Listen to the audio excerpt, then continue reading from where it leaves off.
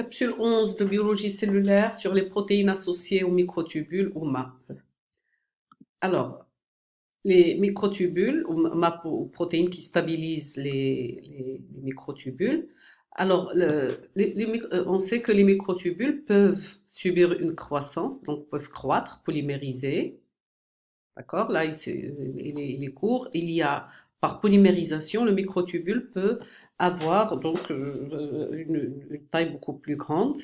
Et il peut décroître aussi par dépolymérisation. Donc, les microtubules sont instables. Ce sont des structures labiles qui peuvent polymériser et dépolymériser. Ça veut dire que là, leur structure, il a besoin de protéines associées qui permet de les rendre stables lorsqu'ils polymérisent et permet de déstabiliser la structure pour pouvoir décroître. Alors on va voir ces protéines associées. Alors là, parmi les causes de l'instabilité, regardez ici, donc vous avez par exemple à ce niveau, là c'est l'extrémité plus, et là c'est l'extrémité moins de dépolymérisation. Normalement, la polymérisation et la dépolymérisation doivent être équilibrées. D'accord? Comme ça, le microtubule restera stable. Si, par contre, la concentration en tubuline devient supérieure donc à la concentration critique, d'accord? La polymérisation sera beaucoup plus rapide à l'extrémité plus qu'à l'extrémité moins. La polymérisation, elle dépend de la concentration en tubuline. Si la concentration en tubuline libre devient très importante, donc l'équilibre est déplacé vers la polymérisation qui sera plus rapide que la dépolymérisation à l'extrémité négative, et ce qui fait, vous aurez un phénomène de catastrophe, c'est-à-dire une dépolymérisation très rapide en catastrophe, on l'appelle. D'accord? Donc là, il y a un problème. Là, c'est juste, c'est le trait myéline donc là, qui permet donc de déplacer là les microtubules. Ils se rajoutent, mais ils n'ont pas le temps de partir de l'autre côté, ce qui fait effondrer le microtubule en entier. Quelles sont les causes de cette polymérisation en catastrophe rapide? Alors, il y a plusieurs causes. La première, c'est la disparition justement des MAP, des protéines associées telle que la MAP2 qui permet la stabilité du microtubule. Alors, ça peut être aussi dû à des tensions au niveau de la cellule. Il y a trop de molécules, trop de synthèse, trop de mouvements, ce qui fait, ça déstabilise le microtubule. Il y a des pressions, des tensions sur les microtubules, donc il éclate. Ça peut être aussi, ça peut être dû aussi à des îlots de GTP qui n'ont pas eu le temps de se dégrader et de se convertir en GDP, il reste, et c'est à un moment donné, ils le font, la polymérisation, comme il est plus rapide, donc elle continue, et à un moment donné, il y a dégradation de ces GTP, ce qui déstabilise la structure. Ça peut être aussi dû à la disparition de la GTP tubuline libre du milieu tout simplement, ce qui fait le polymère est effondré pour rétablir l'équilibre. Donc là, il y a plusieurs causes. C'est juste pour vous montrer là l'intérêt, là, la dépolymérisation en catastrophe du microtubule. Il est lié donc à différentes causes, dont les MAP, la disparition des MAP qui l'équilibrent. Alors, quelles sont ces MAP aux protéines associées au microtubule, aux MAP, tout simplement? Alors, vous avez trois sortes de MAP. Les MAP, on les appelle les MAP de régulation. Deux sortes, celles qui stabilisent et celles qui déstabilisent, on va les voir. Et puis vous avez les protéines associées aux MAP moteurs moléculaires telles que les kinésines et les dinéines qui permettent à des molécules ou à des organites de s'agripper aux microtubules et donc d'emprunter les microtubules, d'utiliser les microtubules comme rails pour les déplacements intracellulaires d'organites et de molécules. Il y a aussi les protéines adaptatrices qu'on va voir en dernier lieu. Alors voilà pour les protéines de régulation et surtout les protéines de stabilité ou de stabilisatrices. Ce sont les premières, c'est la MAP2. Donc protéines associées, MAP2 qui se fixe, qui permet de, c'est un bras qui permet de fixer des protéines qui s'associent pour rendre stable le microtubule. Le gamma turc qui permet la nucléation, l'assemblage de microtubules est aussi une protéine stabilisatrice en attendant que les MAP ou des protéines associées arrivent. Donc là, il joue le rôle de protéines stabilisatrices de régulation. Alors, ces MAP stabilisatrices inhibent la dépolymérisation.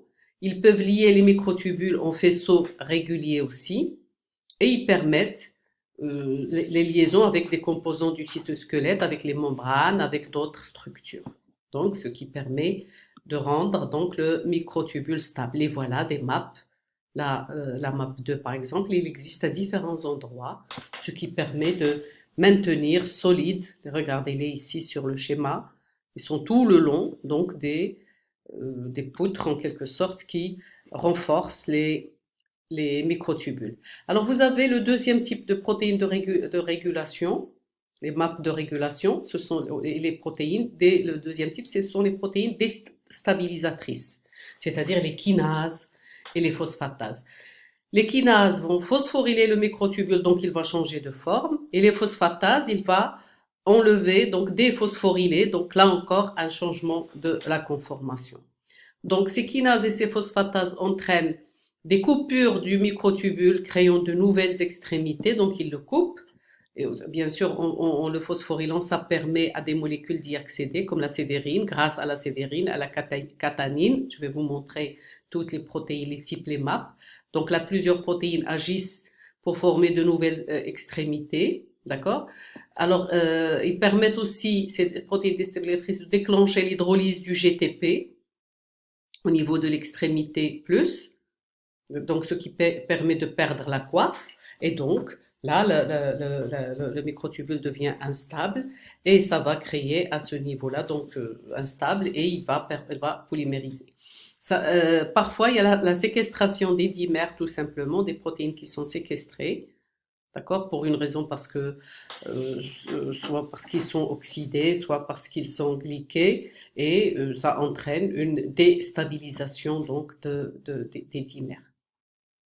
Alors voilà ici le tableau ou un schéma qui montre toutes les microtubules, donc là, de stabilisation, de déstabilisation. On donne des exemples, d'accord? Donc là, vous avez la sévérine qui coupe au milieu, donc qui permet, pour créer de nouvelles extrémités, c'est-à-dire ça permet au microtubule de changer d'orientation.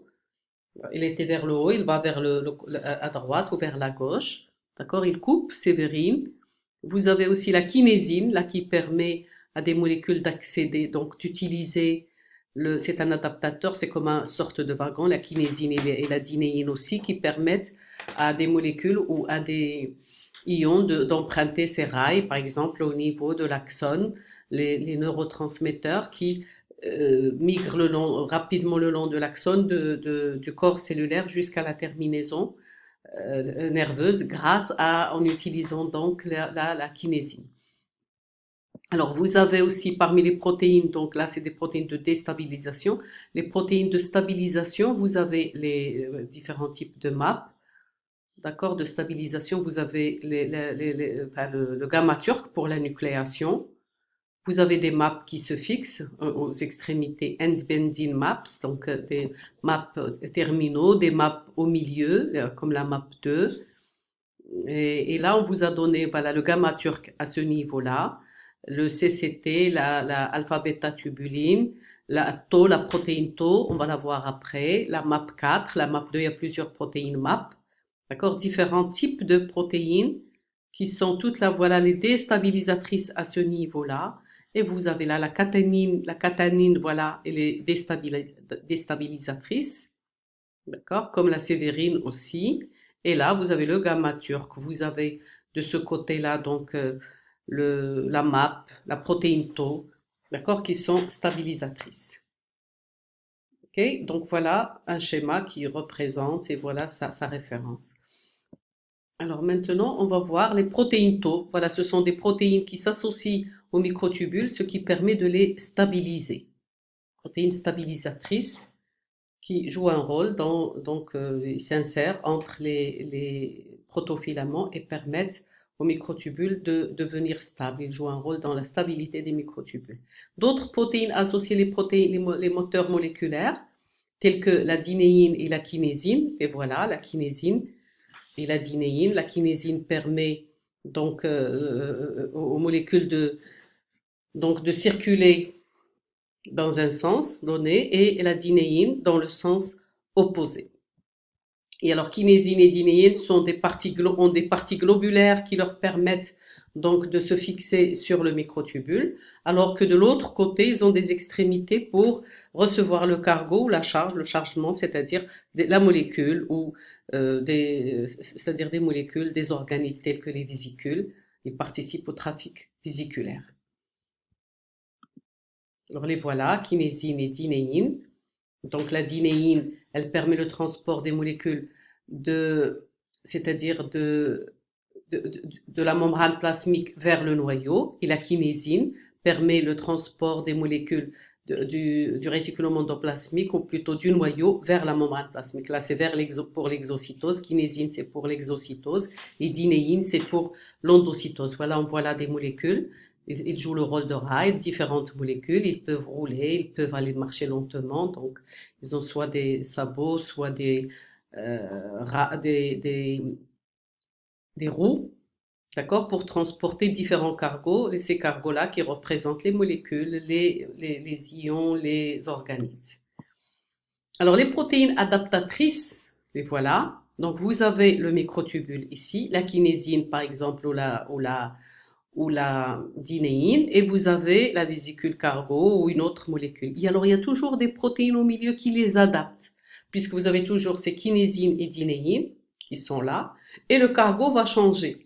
C'est-à-dire, une fois c'est une vésicule, parfois c'est une autre vésicule d'une autre taille, parfois c'est un ion d'une forme donnée, parfois c'est une autre molécule. Et donc là, il faut utiliser toujours les mêmes molécules motrices pour transporter des charges différentes, d'accord, de formes différentes. Donc là, il y a des protéines adaptatrices au milieu. Les voilà, c'est le troisième type de protéines associées au microtubule, les protéines adaptatrices, ou scaffolding protéines. C'est pour le scaffold, l'échafaudage. Il permettait d'échafauder il prolonge, si vous voulez, les protéines motrices. D'accord? Ce sont des adaptateurs moléculaires qui ont pour rôle de permettre le transport de plusieurs objets par un seul moteur moléculaire. Donc, ils sont liés en fait aux molécules motrices, aux protéines motrices de la cellule. Alors, le rôle des microtubules sera vu donc lors de la capsule suivante. Voilà. Fin de cette capsule. Je vous remercie.